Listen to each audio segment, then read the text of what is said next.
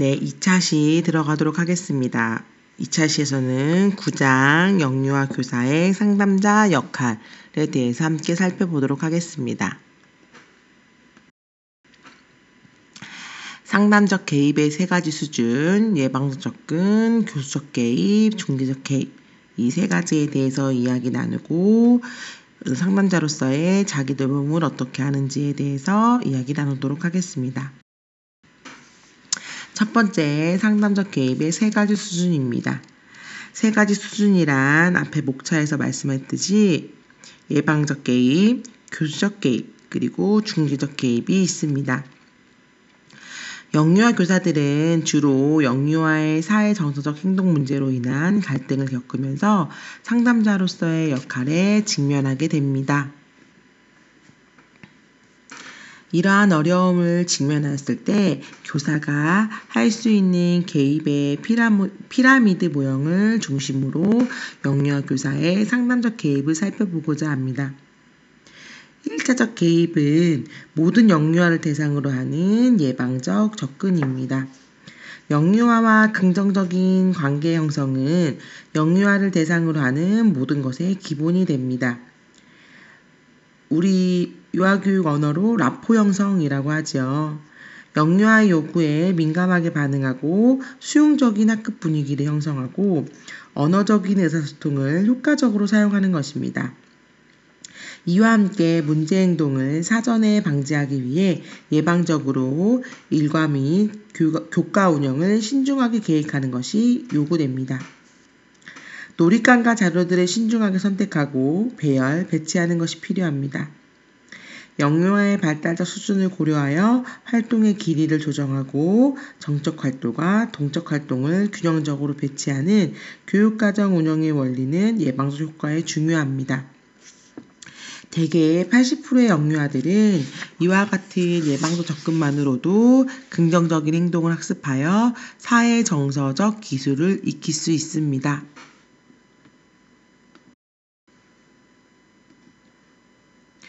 영유아의 행동 문제 예방과 개입을 위한 피라미드 모형을 살펴보면 1차 예방적 접근, 모든 영유아를 위한 보편적인 중재에 대한 설명을 방금 하였습니다.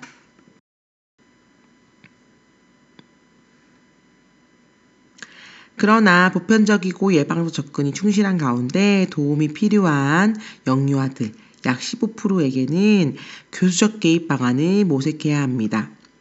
예를 들어 요구를 충족시킬 수 있는 상담 프로그램, 사회정서 발달 증진을 위한 개입 등을 들 수 있습니다. 갈등의 원인이 정서 이해와 표현의 어려움에서 비롯된다면 정서적 어휘습득을 위한 개발적 상호작용, 상대방의 정서를 공감하는 기회를 제공하도록 합니다. 사회적 기술의 미숙으로 인한 어려움을 가지고 있다면 타인과의 갈등 해결을 위한 소통 방법 훈련, 우정을 발달시키는 친사회적 기술의 연습 기회를 제공합니다. 그럼에도 불구하고 특별한 개입, 전문적인 문제 해결 접근이 요구되는 영유아들의 경우는 통계적으로는 약 5% 정도 됩니다. 개별화된 교육계획과 집중적인 중재 실행이 필요하고 가정과 다른 전문가들과의 협력이 필요합니다. 네, 교사의 예방적 접근으로서 첫 번째, 친밀한 관계 형성하기입니다. 친밀한 관계를 형성하려면 개별 영유아의 고유성을 수용하는 게 첫 번째입니다. 개별 영유아에 대한 이해는 먼저 기질에 대한 수용적 태도에서 출발합니다.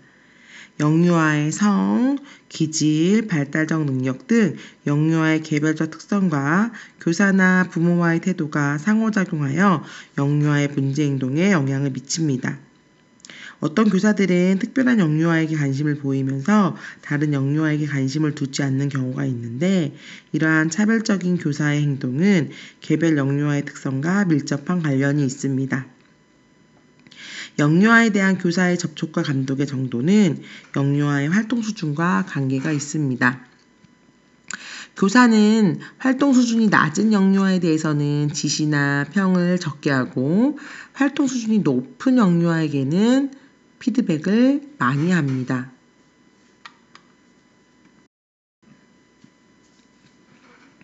홍현정 선생님과 김현 선생님 연구에 따르면 교사의 기질은 교사의 신념과 행동에 영향을 미치고 교사와 유아 간의 기질 조화가 적합한 정도는 유아의 유치원 적응에 영향을 미친다고 하였습니다.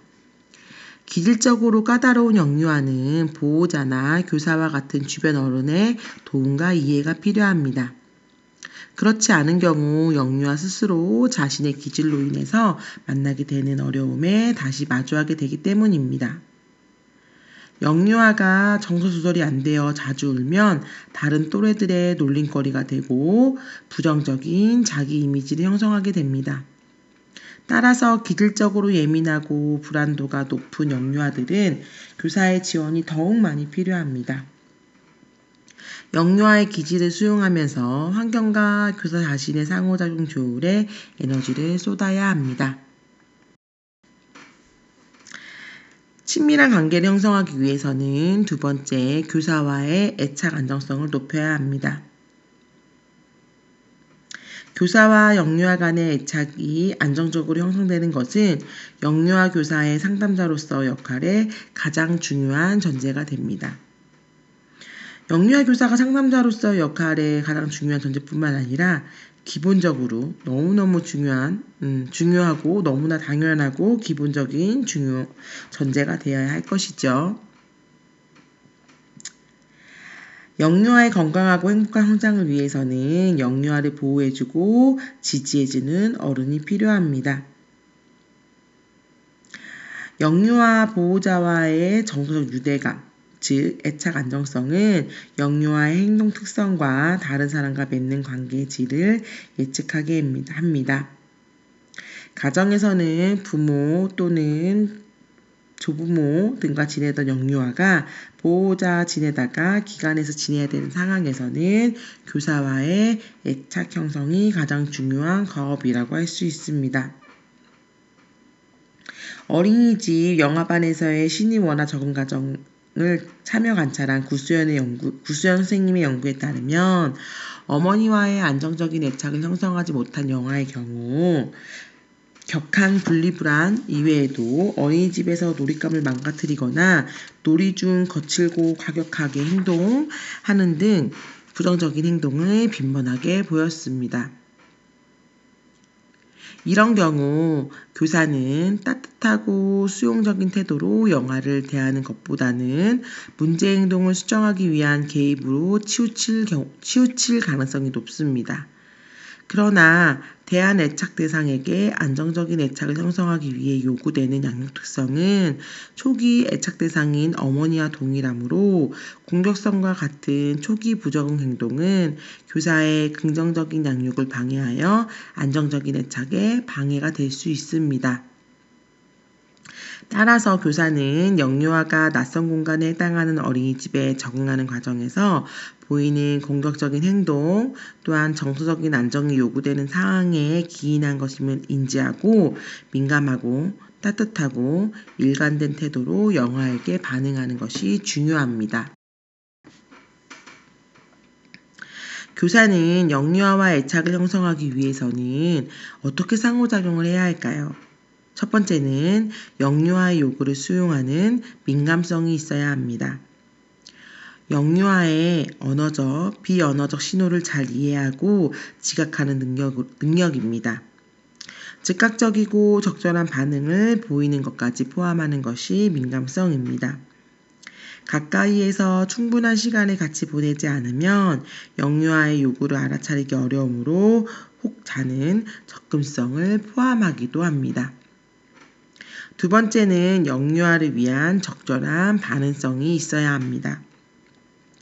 영유아의 요구를 알아차리고 자신이 영유아의 요구를 수용함을 전하는 눈맞춤, 신체 접촉, 적절한 반응이 이어져 영유아는 교사와 함께 있을 때 자신이 사랑받고 있다고 여길 수 있어야 합니다.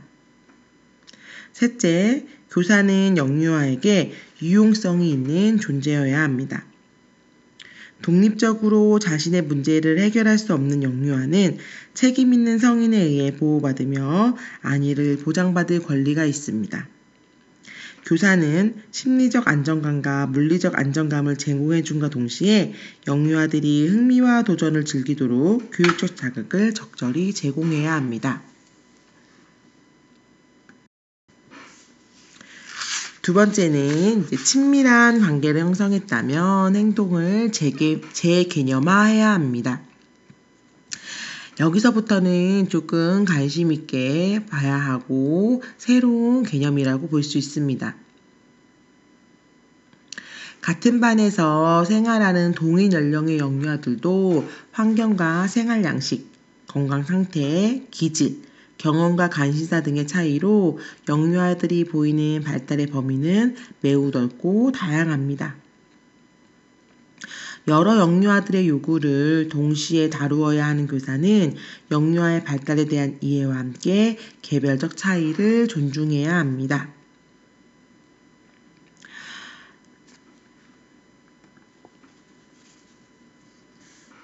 스튜어트 생커 박사는 영유아의 자기조절력을 길러주려는 부모와 교사들은 영유아의 행동에 대한 재개념화를 해야 한다고 하였습니다.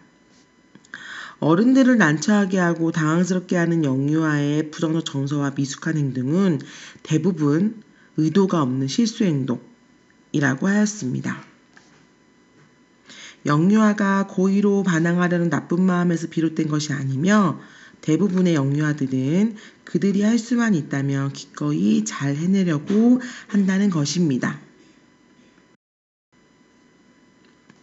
영유아에 대한 전문성이 부족한 교사들은 자신의 의도대로 따라주지 않는 영유아가 어른인 교사의 권위에 도전하거나 반응하는 것으로 단정지어 분노하기 쉽습니다. 즉각적으로 순종을 원하기 때문에 벌과 보상을 사용하여 버릇을 들일 수 있다고 여깁니다. 어른이 하기 나름이라는 성인 중심의 관점을 가지고 있기 때문에 공감이나 선제적 대안을 제시하지 않습니다. 이런 사고방식을 하는 어른들은 영유아를 버릇없이 반항하는 기질적 문제로 생각하며 영유아와 힘겨루기를 하려고 합니다. 반면 영유아의 권리를 존중하는 부모와 교사는 영유아가 당면한 부정 행동과 부정적 정서에 공감하면서 그 이면에 있는 근원적 원인을 알아보려고 노력합니다. 영유아가 어떤 일로 스트레스를 겪고 있는지, 어떤 기술이 부족하여 좌절하고 있는지, 충족되지 않은 욕구가 있는지 살펴봅니다. 영유아의 행동 전후의 맥락과 상황을 연결지어 연구하고 추론합니다. 그림을 살펴보면 영유아의 행동을 이해하는 것은 안 해 라고 고의적이고 반항하는 그러한 마음 자세가 아니라 못하는구나 하는 궁금해하는 스트레스가 어떤 스트레스가 많지, 어떤 기술이 부족하지, 이러한 것들을 생각해 보면서 어른의 마음 자세, 그리고 아동감, 그 다음에 걸림돌이 뭘까, 어떻게 도움을 줄까 하는 생각하기, 그 다음에 영유아에게 반응하기, 그러면 어른의 교사의 이러한 반응에 따라서 아동의 경험을 새로이 하기, 이러한 것들이 영유아 행동의 재개념화라고 볼 수 있습니다. 만약 아이의 실수 행동이 스트레스가 원인이라면 그 스트레스를 줄여주고, 부족한 욕구가 있다면 그 욕구를 채워주고, 부족한 기술이 있다면 그러한 기술을 가르쳐주는 그러한 방법으로 해결해 나가야 할 것입니다. 이제 교수적 개입으로 교사가 예방적 차원에서도 이 문제가 해결되지 않는다면 이제 교수적 개입이 들어가야 합니다. 교수적 개입이 들어가기 위해서는 첫 번째, 행동의 원인을 파악해야 합니다. 대부분의 영유아 교사들이 심각한 문제로 여기는 행동은 예를 들어 위험한 행동, 방해 행동, 이러한 것들이 있을 수 있습니다. 위험한 행동은 주로 자신이나 주위의 누군가에게 위해를 줄 수 있는 행위로서 스스로 아무거나 먹거나 머리를 벽에 박는 자해 행위를 하거나 친구나 교사를 물고 때리고 찌르고 핥기 같은 공격 행동을 하는 경우가 있습니다. 방해 행동은 집단 활동 시 소리를 지르거나 주의 산만한 행동을 하거나 또래의 놀이나 기회를 빼앗으며 피해를 주기 때문에 교사는 이를 중지하기 위해 노력합니다. 교사가 영유아의 행동의 원인과 기능을 파악하기 위한 절차는 첫 번째, 관찰하기입니다. 영유아 행동의 원인과 양상을 파악하기 위해서는 관찰이 필수적입니다. 행동을 관찰하기 위해서는 행동이 유발되는 상황과 맥락을 구체적으로 기술하고 그 빈도와 강도가 어떠한지 관찰 기록을 하도록 합니다. 행동의 심각한 정도가 높은 수준이거나 빈번하게 발생할수록 교사의 개입과 중재가 필요하다고 할 수 있습니다. 특히 위험한 행동이 해당한다면 영유아의 안전을 우선적으로 다루어야 합니다. 영유아 교육 현장에서 행동의 양상을 파악하기 위해 주로 많이 하는 관찰법은 일화 관찰입니다. 일화 관찰은 영유아의 행동을 직접 관찰한 사건이나 행동을 발생한 즉시 기록하는 것입니다. 날짜, 연령, 관찰자를 기록하여 사건의 배경을 확인할 수 있게 합니다. 영유아의 말과 행동을 간단 명료하게 기록하고 관찰 대상 영유아의 말은 따옴표를 사용하여 기록합니다. 움직임의 형태, 행동의 빈도나 지속시간, 강도, 지연시간 등을 기록할 수 있습니다. 이로 인한 또래의 응답이나 반응도 발생 순서대로 기록합니다. 여러 시기에 일어난 서로 다른 일화들을 총괄적으로 기록하지 말고 각각의 일화를 독립적으로 기록하고 일화는 그것이 일어난 순서대로 기록합니다. 관찰 내용과 관찰자의 의견이나 해석은 구별하여 기록하여 주관적인 판단이 들어가지 않도록 합니다. 예를 들어 영수가 A 교사에게 선생님 손가락 봐주세요 라고 한다 라고 객관적으로 서술해야 합니다. 나쁜 예는 영수가 손가락을 내밀며 아프다고 한다 라는 나쁜 예입니다. 사실 이러한 일화 관찰은 우리가 다른 과목에서도 배웠고 현장에서 많이 사용하는 관찰법이라 간단하게 넘어가도록 하겠습니다. 우리가 이 과목에서 중요한 관찰하는 기록의 중요한 부분은 이 부분입니다. 두 번째, 행동의 기능을 파악해야 합니다. 영유아가 행동을 통해 얻는 것, 경험하는 것이 무엇인지 파악하면 행동의 원인을 추론하는 데 도움이 됩니다. ABC 사건표지법이 효과적인데요. 행동의 기능을 분석하기 위해서 이 ABC 사건표지법이 굉장히 효과적입니다. ABC 사건표집은 관찰하고자 하는 행동이 일어나기 전, 행동 중, 행동 후의 사건을 연속해서 기록하여 행동의 전후 관계를 알아내기 위한 관찰 방법입니다. ABC 관찰 기록을 통해서 행동의 원인을 파악하고 행동의 기능을 유추하기 위한 가설을 세우기 위해서 아래와 같은 질문에 답해 봅니다. 왜 이 행동을 지속하는가? 어떤 선행사건이 행동을 유발시키며 어떤 선행사건이 행동을 일어나지 않게 하는가? 행동이 사용되는 목적이 무엇인가? 행동 후에 어떠한 후속 결과가 일어나는가? 행동이 사용되는 목적은 무엇인가? 입니다. 영유아가 주로 행동을 통해 얻는 것은 간식 끌기, 과제 피하기, 요구하기, 자극 추구하기 등입니다. 첫 번째, 간식 끌기는 누군가와 대화하거나 다른 사람 활동에 참여를 원합니다. 문제 행동을 하면서 다른 사람의 눈치를 보고 누군가 지켜보거나 이야기 나눌 때 더 심해집니다. 혼자 있을 때는 문제 행동을 하지 않습니다. 방치되었다고 느낄 때는 더 강하게 행동합니다. 예를 들어 친구들 사이에 끼어들거나 친구들의 게임 교구에 블럭을 던지는 행동입니다. 두 번째 얻는 것은 과제 회피하기입니다. 영유아가 해야 할 일이나 상호작용을 피하고 싶어하는 상황에서 하는 행동입니다. 어렵다고 느끼는 일이나 과제 앞에서 문제 행동을 보입니다. 활동 시간이 길어질 때 나타나고 지시한 과제를 하지 말라고 하면 문제 행동이 줄어듭니다. 예를 들어 정리 시간에 배가 아프다며 화장실에 가는 것이 이에 해당합니다. 세 번째는 요구하기입니다. 영유아가 원하는 음식이나 놀잇감, 활동을 주지 않을 때 나타나는 행동입니다. 자신이 꺼낼 수 없을 때나 좋아하는 것을 방해받거나 못하게 될 때 문제 행동을 보입니다. 원하는 것을 주면 문제 행동을 멈추고 늘 반복되는 일상생활에 루틴이 깨질 때 문제 행동을 합니다. 네 번째는 자극 추구하기입니다. 특정한 자극을 원하고 때와 장소를 가리지 않고 반복적으로 문제 행동을 합니다. 사람이 있거나 없거나 상관없이 행동을 합니다. 예를 들어 손가락 빨기나 자이하기 등이 있습니다.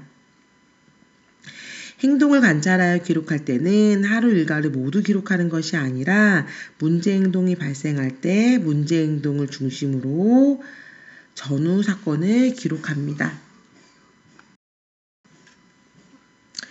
다음의 예시는 이제 원계선, 김수진, 오하른 선생님이 연구해서 만 2세아의 공격 행동을 지도하기 위해 실시했던 교사의 관찰 기록입니다. 공격행동 지도를 위한 ABC 선행사건, 행동, 후속결과 기록지입니다. 이 기록지를 자세히 살펴보도록 하겠습니다. 이름, 관찰자, 관찰일, 관찰행동이 있습니다. 먼저 중요한 건 우리가 눈에 관찰되는 행동은 사건, 갈등 상황입니다. 이 친구는 공격적인 행동을 하기 때문에 이 ABC 기록을 하게 되었습니다.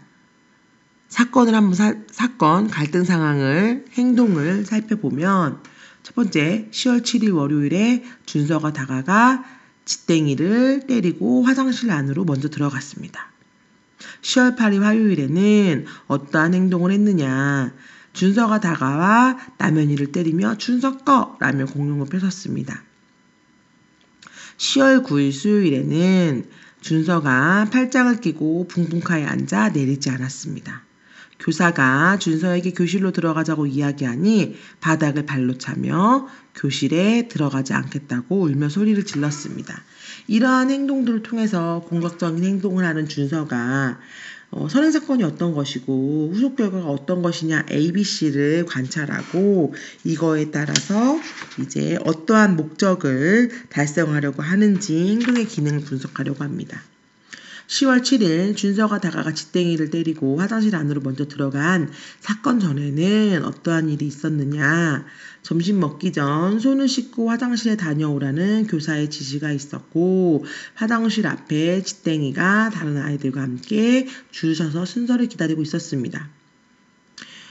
준서가 지땡이를 때리고 화장실 안으로 먼저 들어갔죠. 그 다음 교사가 개입하여 준서를 화장실에서 나오게 하고 줄을 서서 기다려야 들어갈 수 있다고 충분히 설명하였고 다시 줄을 서도록 지도하자 준서가 울며 줄 서기를 거부하였습니다. 이 10월 7일의 행동과 사건을 살펴보면 이 준서는 과연 관심을 끌기 위해서 이 행동을 했을까요? 과제를 회피하기 위해서 이 행동을 했을까요? 요구하기 위해서 이 행동을 했을까요? 자극을 추구하기 위해서 이 행동을 했을까요?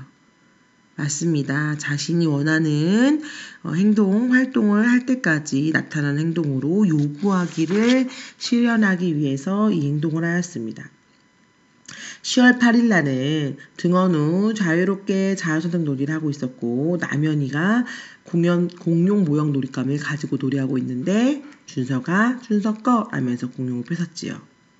교사가 준서에게 가서 공룡은 남현이가 먼저 가지고 놀고 있었고 남현이에게 공룡을 돌려주라고 이야기하자 소리를 지르고 울고 싫어 라고 이야기해서 교사가 놀이를 중단시켰습니다. 10월 9일도 바깥놀이가 끝나고 교실로 들어가자는 교사의 지시가 있었고 모든 유아들은 교실로 들어갔지만 준서는 그러지 않았습니다. 교사가 준서에게 점심시간이라고 충분히 이야기해 주었지만 계속 교사를 때리며 공격적인 행동을 보여 교사가 안고 들어갔습니다. 이 세 가지의 일화를 보면 준서는 다 요구하기 위해서 이 행동을 했다고 볼 수 있습니다. 중요한 건 이 아이가 자신이 원하는 그러니까 상황상 맞지 않은 요구를 할 때는 충분히 설명하고 들어주지 않는 것이 맞습니다.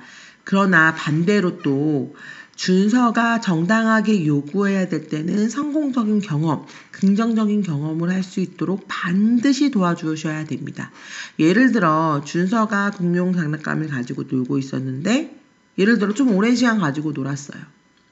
그래서 다른 친구가 와서 내 거야 하고 가져간다 한다면 오랜 시간 놀았다 하더라도 이것은 준서가 가지고 논 것이기 때문에 상대방 친구에게 설명하고 준서가 다시 놀잇감을 가지는 게 맞죠. 이러한 정당한 요구, 긍정적인 요구에 대해서는 성공 경험을 시키고 그 후에 지금 이 놀잇감은 우리 교실의 놀잇감이고 혼자 할 수 없기 때문에 시계를 보고 약속을 하고 몇 분 후에 다른 친구하고 쉐어하기를 그런 식으로 진행해야 되는 것입니다.